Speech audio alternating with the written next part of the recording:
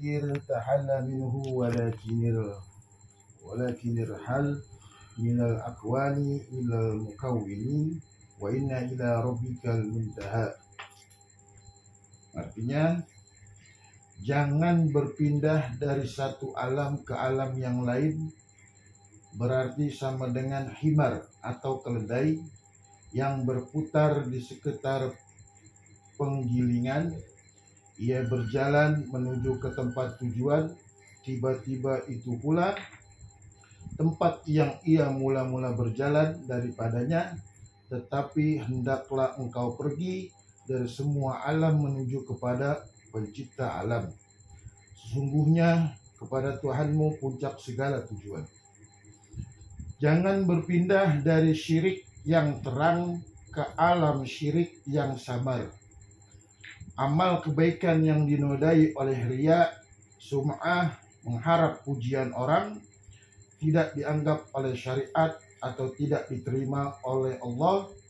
Dan apabila telah bersih dari semua itu, kemudian beramal terdorong oleh karena menginginkan kedudukan atau kekayaan atau keramatan dunia atau akhirat. Sebab itu masih termasuk alam hawa nafsu, tetapi belum mencapai tujuan ikhlas yang berarti bersih dari segala tujuan selain melulu kepada Allah Subhanahu wa Ta'ala, yakni sepi ing pamrih. Karena itu selama berpindah dari alam ke alam tidak berbeda dengan keledai yang berputar di sekitar penggilingan, tetapi seharusnya sekali berangkat dari alam langsung menuju pencipta alam.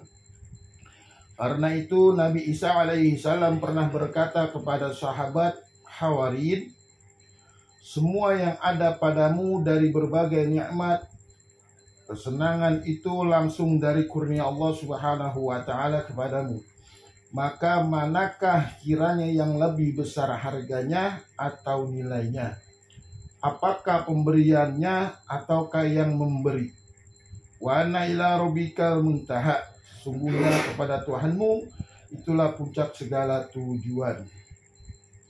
Sebab siapa yang telah mendapatkan Allah Subhanahu wa Ta'ala berarti telah mencapai segala sesuatu, baik pun urusan dunia maupun urusan akhirat. Jadi begini, ya, jangan berpindah dari satu alam ke alam yang lain. Artinya apa? Segala makhluk di dunia ini pasti menginginkan sesuatu yang ia ingin tujuan.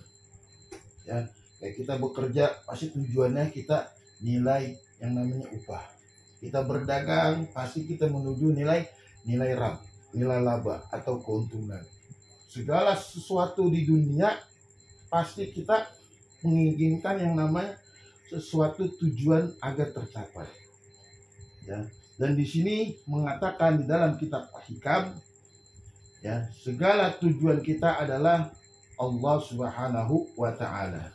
Jadi kalau kitab Al-Hikam ini kalau diperas nih, minallah wa ilallah, dari Allah kembali kepada Allah, la haula wa la quwata illa billah, tidak ada daya upaya kekuatan melainkan Allah Subhanahu wa Ta'ala. Seperti kita duduk di dalam majelis ta'lim ini, tanpa izin Allah, tanpa kekuatan dari Allah Subhanahu wa Ta'ala, tanpa niat yang tulus, nggak bakal sampai duduk di tempat majelis yang mulia ini.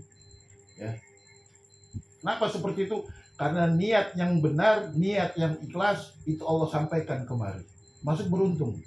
Ya, kita bisa berkumpul, duduk sama Habib Toha, duduk dengan sahabat-sahabat semuanya. Itu turun tuh yang namanya malaikat-malaikat rahmat. Insya Allah dengan kita duduk di sini akan tercapai segala tujuan kita kepada Allah Subhanahu wa Ta'ala tanpa kita minta. Ya, orang sekarang bukan apa-apa nih. Ya, orang sekarang itu mengajarkan Allah Subhanahu wa Ta'ala. Seperti itu. Ya. Dia ibadah, dia kerja, yang dicari bukannya Allah Subhanahu wa Ta'ala. Ya. Kalau orang tidak mencari Allah Subhanahu wa Ta'ala pasti sakit. Ya. Pasti sakit. Pasti yang namanya hatinya itu luka. Ya.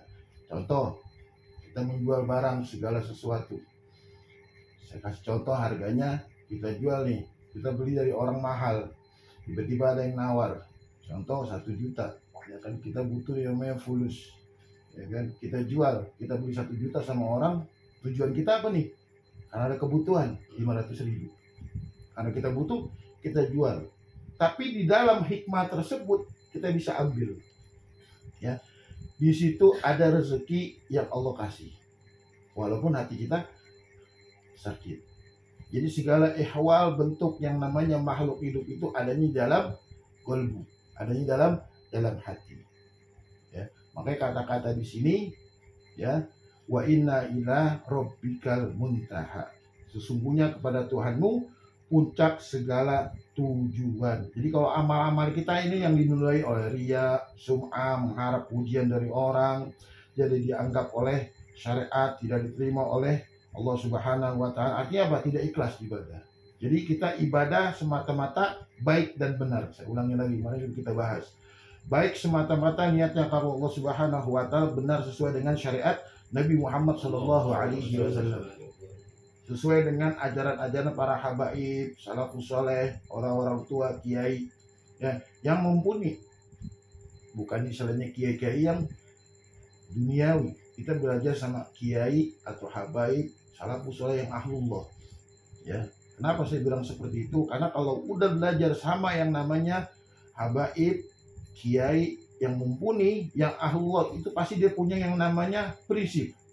Ij'al ni'atakamullah wa da'kalaman nas. Jadikan hatimu bersama Allah, tinggalkan ucapan manusia.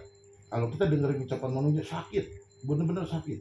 Yang begini, yang begitu, belum fudul, tahu urusan kita.